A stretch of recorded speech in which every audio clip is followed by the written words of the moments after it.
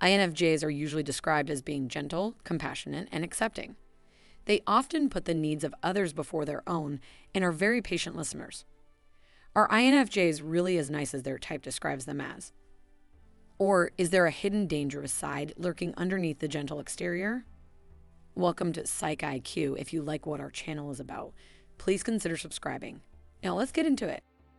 Here's a quick glance at the INFJ personality type. INFJs are typically quiet and reserved, which can make them feel overwhelmed by a lot of interaction. When they do spend time with others, they are typically accepting, attentive, and empathetic.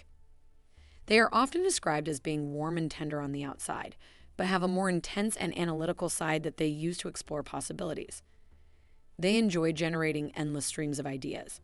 As introverted intuitives, they often have a rich inner world of images, symbols, insights, and visions. They also have an inner logical side that likes to theorize about new ideas.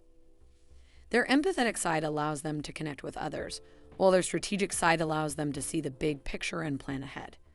Their analytical skills allow them to understand complex situations, and their visionary side helps them see possibilities that other people may not be able to see. The INFJ's mind. INFJs are particularly gifted when it comes to predicting ideas, patterns, and underlying meanings. They have a unique capacity to see how things will unfold. Concepts and ideas are what drive them forward. They have a deep inner drive and sense of purpose. They are happiest when they are able to spend time alone in quiet places where they can think, imagine, and analyze. They enjoy connecting everyday occurrences or thoughts to the bigger picture in order to understand a deeper meaning. The INFJ's feeling side. Because feeling is such an important aspect of their lives and how they interact with others, it is often what INFJs tap into when they interact with others. This side of them you're likely to see first.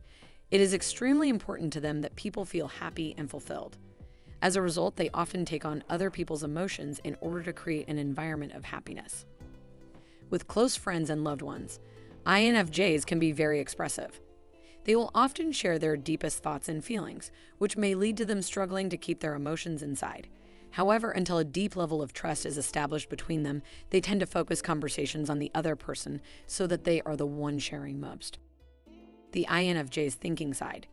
Their analytical side is focused on creating a framework for how everything connects and fits together. This side is often in control, with the INFJ thinking through options and problems before they feel their emotions. They are often attracted to people who share similar principles and analytical abilities.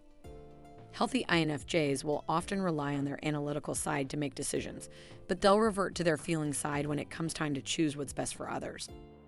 The INFJ's sensing side. The biggest weakness of the INFJ is that they are not very good at sensing. They are intuitives first, and this means that they are sensors last. Because INFJs are drawn to ideas and concepts relating to people, the world of details and facts relating to tangible things is usually of very little interest. This can show up in a variety of ways, such as being less interested in learning about specific topics or being unable to retain detailed information. Some INFJs may find it difficult to stick to schedules or complete nitty-gritty details that don't have any interpersonal benefit. But what does all this mean? Why does this make INFJs dangerous? There are several different ways in which an INFJ can become dangerous. Let's take a look at what makes them dangerous. Number 1, the psychological manipulator. INFJs are skilled at predicting and foreseeing, which allows them to create highly strategic plans. They're able to step back and see the big picture, as well as read people's emotional states easily. If an INFJ has a particular goal, they can be very hardworking in order to achieve it.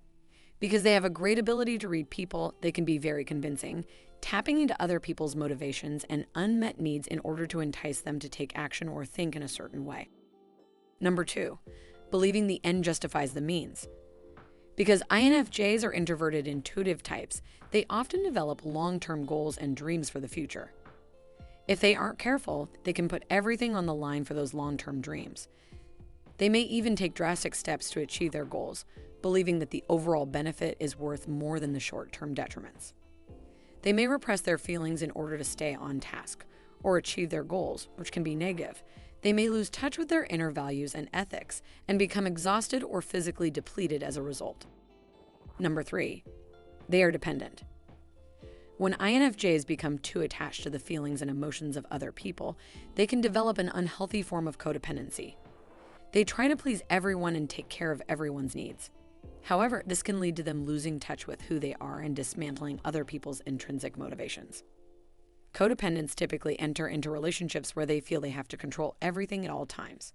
If something is wrong, they believe it's their fault.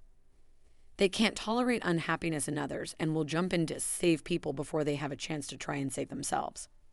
This resentment, bitterness, exhaustion, and anxiety leads to many problems in codependent relationships. Number 4, quiet risk taker. When INFJs are stressed, they may resort to behaviors such as cleaning, running, or punching bags. However, many also go unhealthy by spending money impulsively or taking risky actions. For INFJs, grip stress can be dangerous. During these moments of increased adrenaline, INFJs are typically less tactful, empathetic, and concerned with the long-term impacts of their actions. Number 5, the detached critic. They are warm, empathetic individuals who dislike conflict and will go above and beyond to take care of the people they love. At the same time, even INFJs have a limit, and it can show up faster than some people expect. They are introverts first and foremost. Their mind is stimulated by the inner world. Their feeling side is extroverted. They enjoy interacting with others and feel most alive when they're helping others. While this is what the world sees from them on an outward level, it's not their inner core. Their true nature lies within introverted intuition. They may present a warm, friendly demeanor on the outside, but their internal world can be far more analytical and detached. When INFJs get into this phase, they can become less friendly and more direct. This can cause them to overwhelm others with critical analysis. Some become withdrawn and unresponsive, and blurt out sarcastic remarks just to get people off their back. What are your thoughts? Do you have any insights or experiences to share? Leave a comment below to share with other INFJs. Thanks for watching, and please don't forget to subscribe.